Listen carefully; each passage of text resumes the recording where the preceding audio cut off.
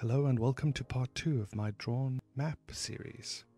If you were following along with me the last time, you would have seen me drawing all of the line art, and then underneath the line art do all of the layers underneath so that they shine through the line art. Now this is great and everything, but if you're going to create maps like this, what you want to do is I would add textures on top of this, and I'm going to show you how to do that in this video.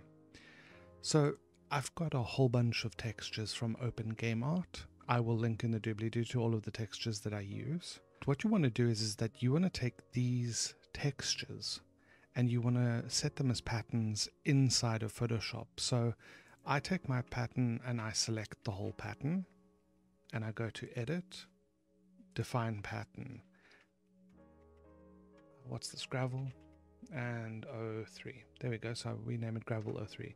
So what that does is if I go into Photoshop now and I take a layer and I apply a pattern overlay, I can go in here and I can find my dirt.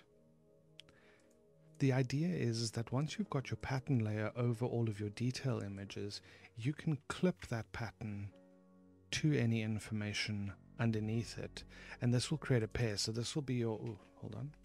This will be your information, and this will be your information effects. Now, I would suggest that you name these in pairs so that you always know what you're working with, because this can get very messy really quickly.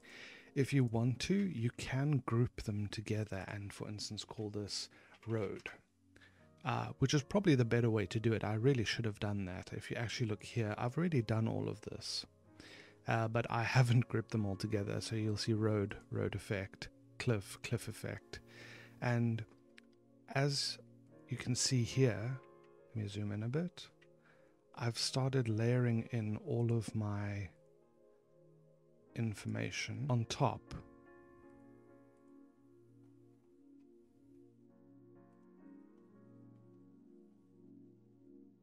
I think I missed one. Let me see if I've gotten all of them. So you can see I've gotten all of my information laid in on top of each layer. Now this is wonderful if you want to stop here.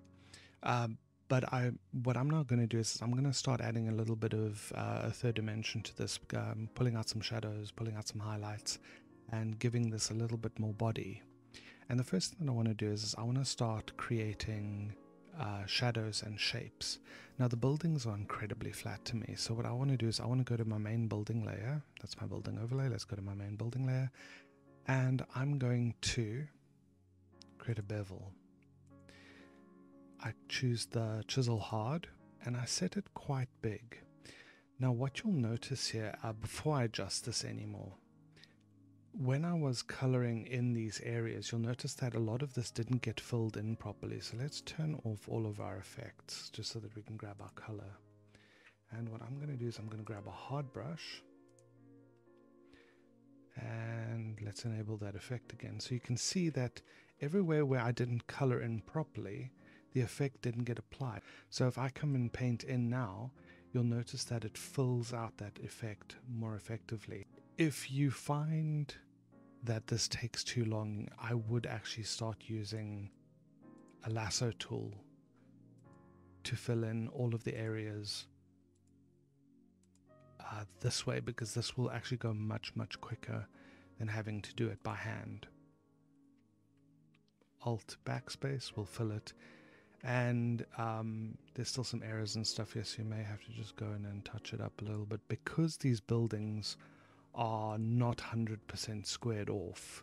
They're not gonna, you know, right up front look 100% squared, but if you kind of zoom out to like 100% where you'd be at like print level, they kind of look okay.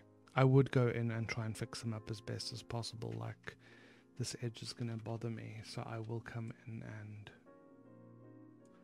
try and fix these edges to try and square them off as much as possible. Remember, nothing is set in stone, so you can always go back and fix things that bother you. But yeah. Now, again, as I've said, this is a very severe effect. This is really just to uh, give a little bit of body to the shape of the buildings that I have in my world. And as I've said before, the very, very important thing about Photoshop is that you want to use strong effects lightly. Now, once I've fixed all of these up, which I will do off camera because it's going to take forever, like you can see here. Once I've fixed all of this up, what I want to do is, actually, let me fix that up off camera before I ramble too much. Right, so I've fixed all of the errors on the emboss here. Now, what you'll notice is that the emboss is rather aggressive. It's going to try and pull up information wherever it sees opacity. So if you don't want a particular area to have opacity, you can take your erase tool, set it to relatively small, click, shift, click. It'll just draw an erased line through the area where you don't want any information to go, and what that'll do is it'll pull the emboss down in that area. So let's say here's another roof and I don't want that emboss to stick out like that. I'm going to click and I'm just going to cut that area out so that it just, oh, I don't know how I did that, but I did that apparently. And what this, it gives you a little bit more control about where the lights and the darks fall. As I said before, this is an extreme effect, and the number one rule of Photoshop is that you want to use extreme effects lightly.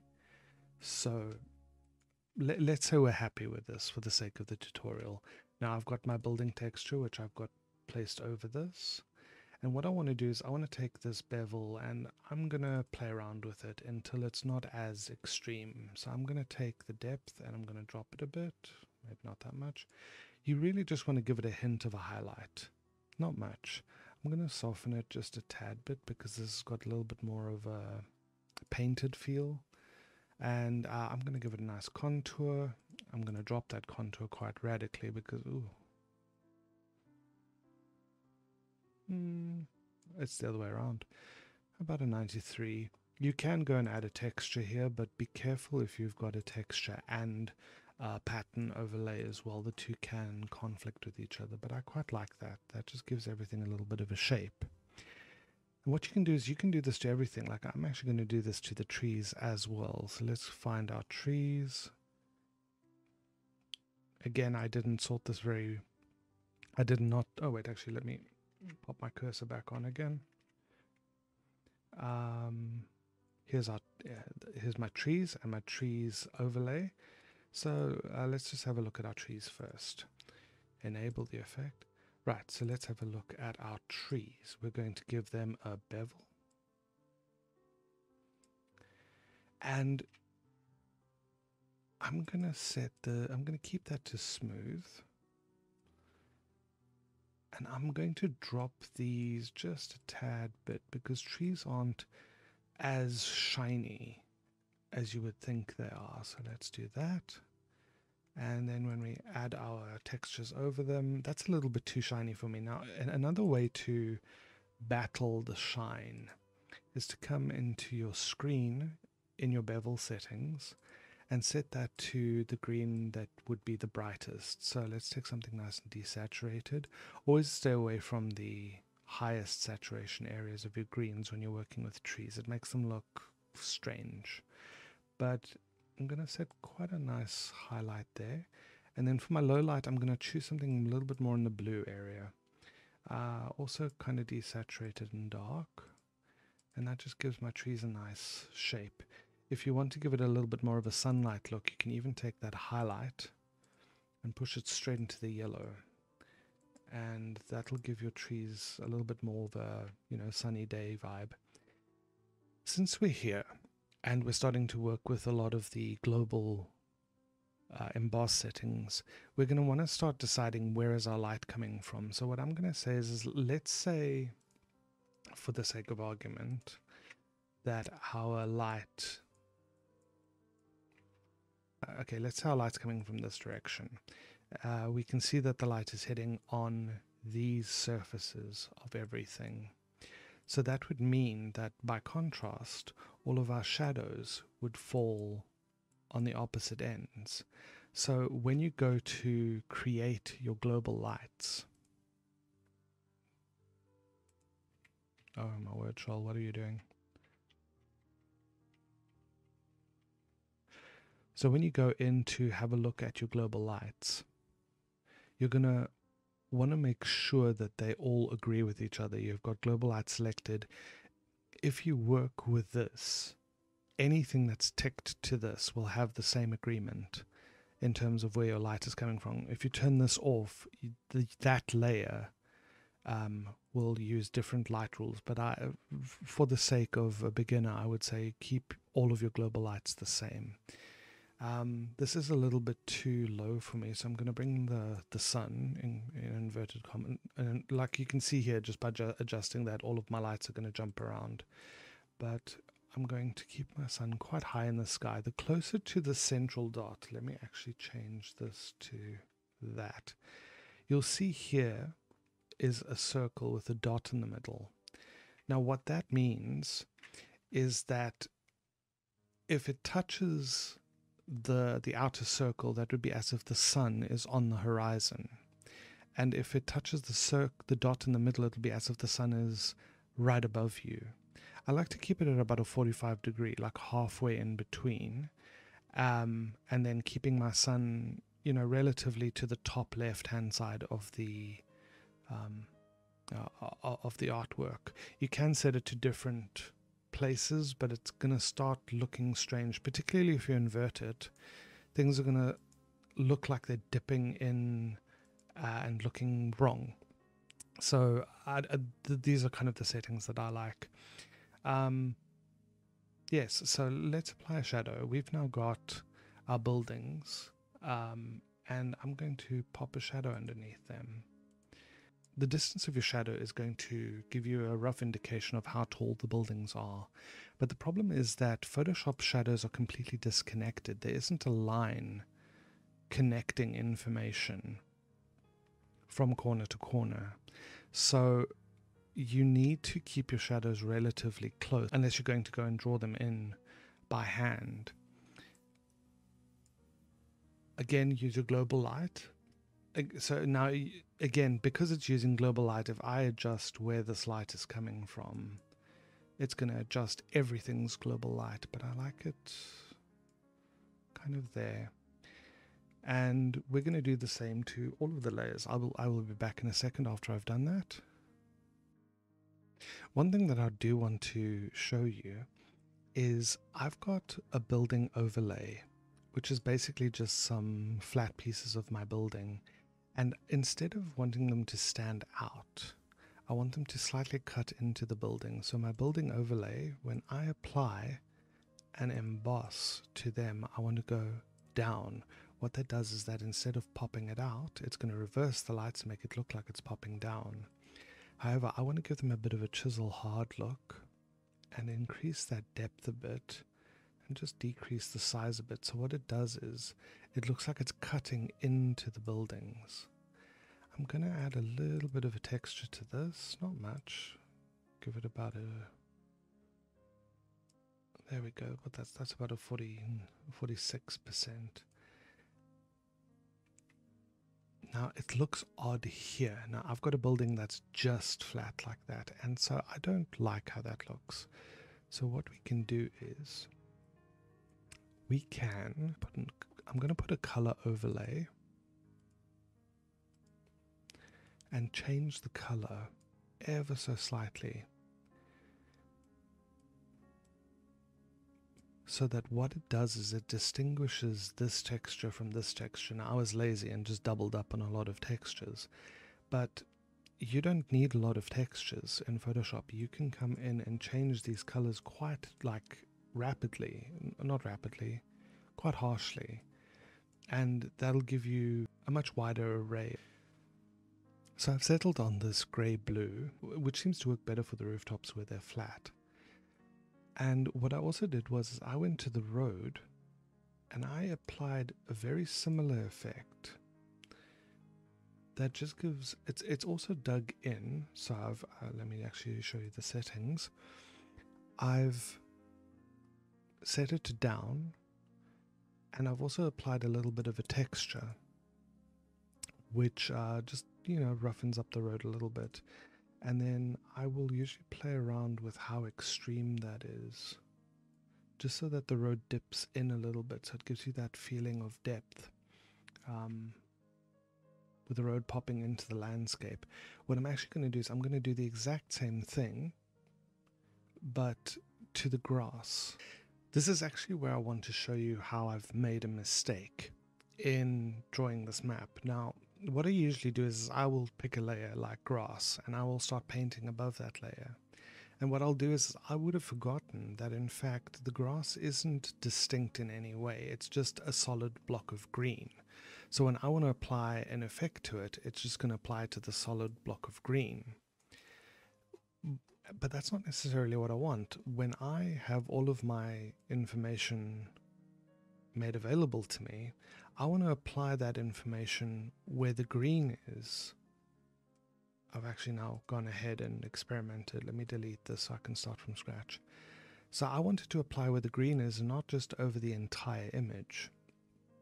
So a nice way to, actually, let me clip my grass effects layer. That should have been my first red flag over there, is that my grass effects layer wasn't clipped to anything particular but an entire block of color. So what I'm going to do is that I want just the grass.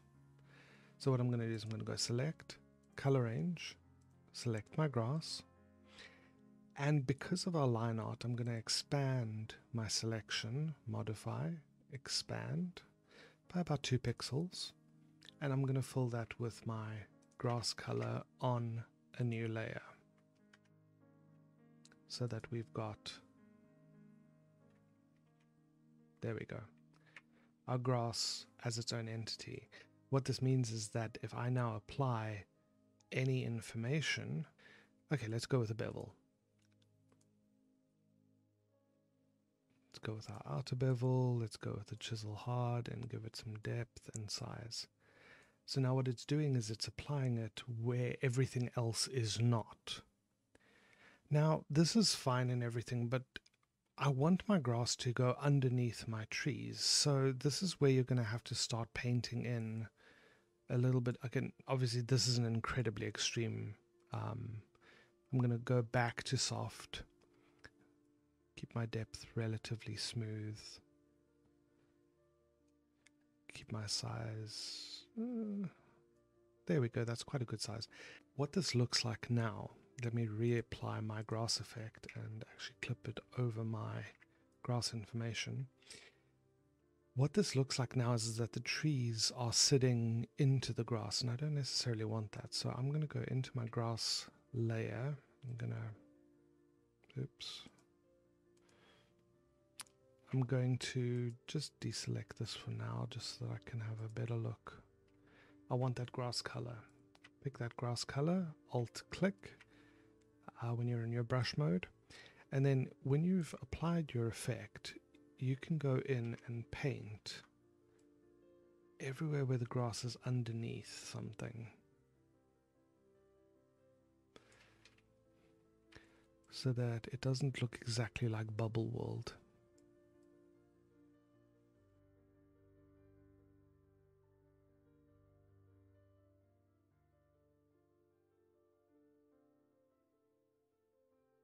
Right, so here I've got my grass emboss set, but it's still a little bit too blobby for me. So what I'm going to do is I'm going to go to my emboss and I'm going to play around with the contour. And this will allow my emboss not to look so...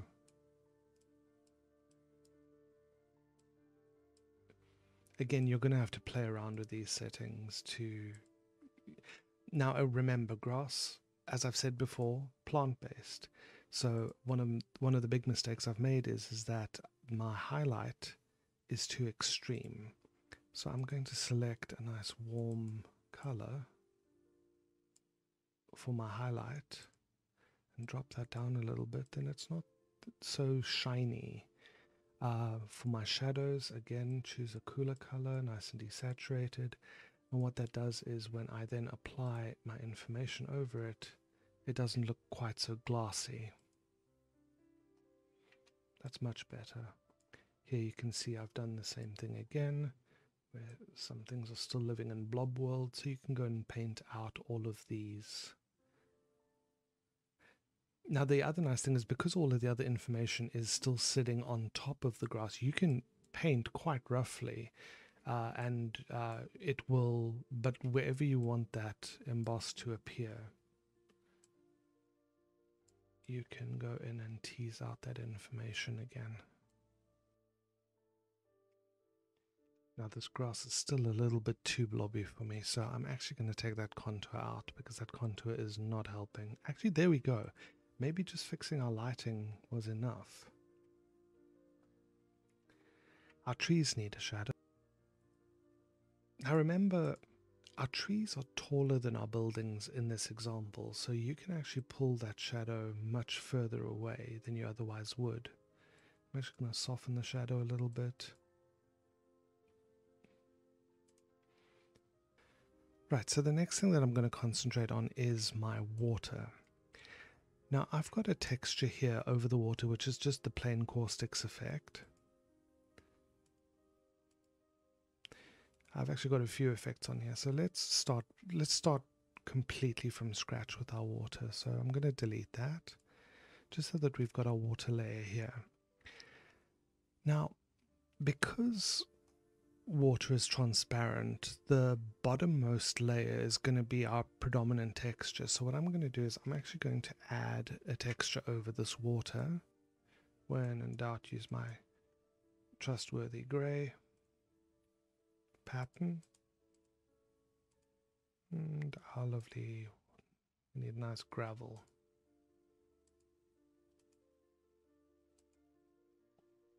There's a nice gravel.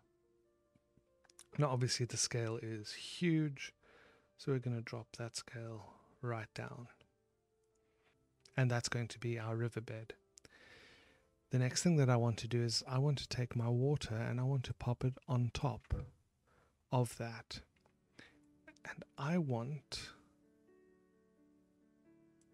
this water to flow underneath this bridge. So what I'm doing is I'm basically painting the water under the bridge. If you make the bridge invisible, you'll actually see me painting under that bridge. The reason is because I want the effect to be continuous under the bridge. If you didn't do that, you're going to have weird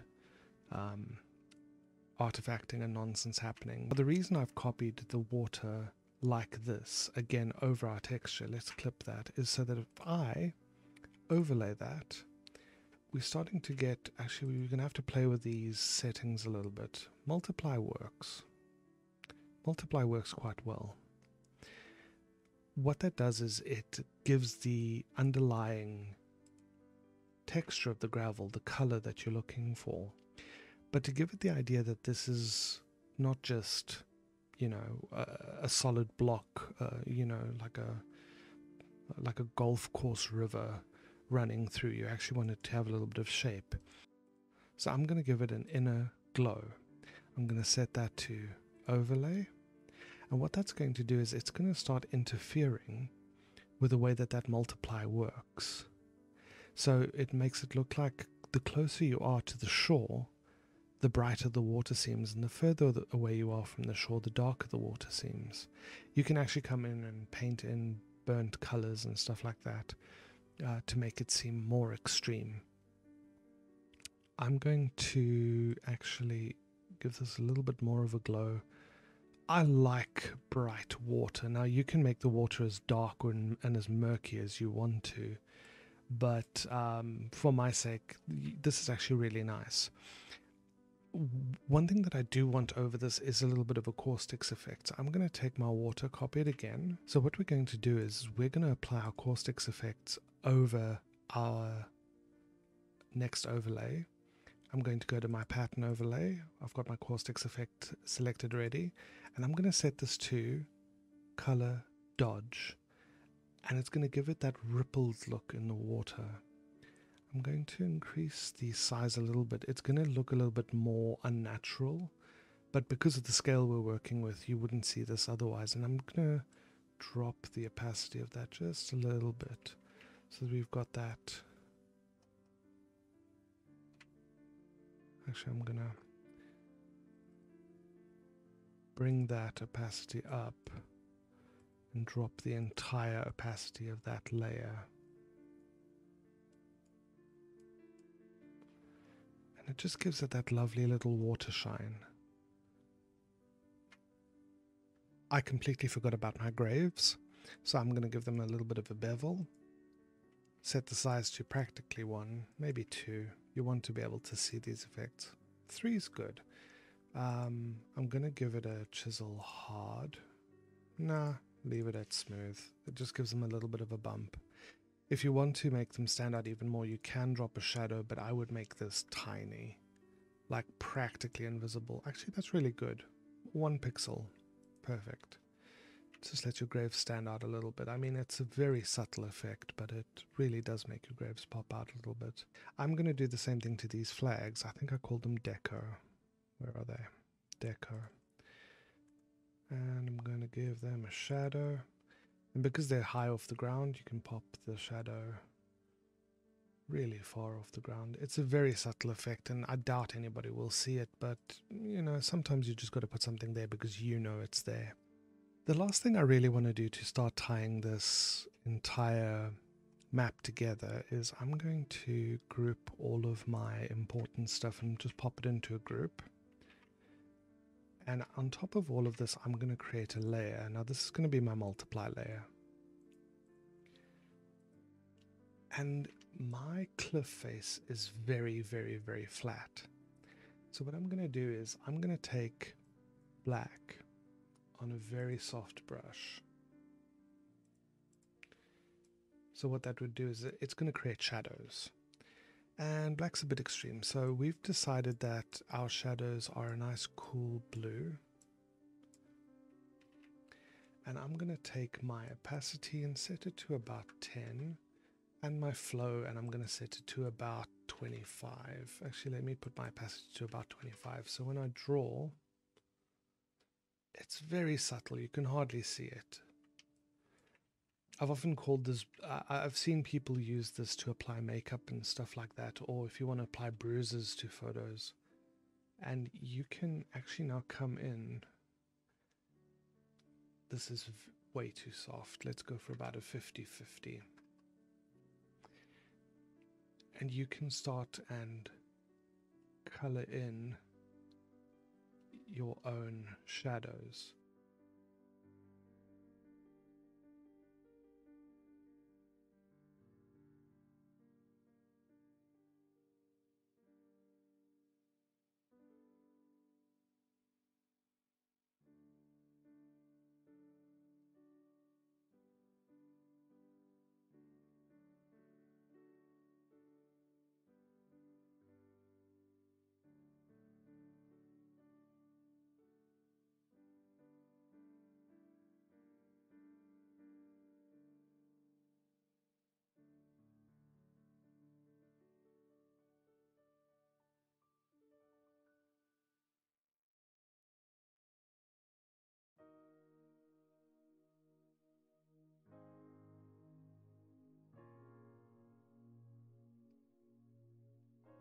Right, and there we have just a little bit of decoration on everything.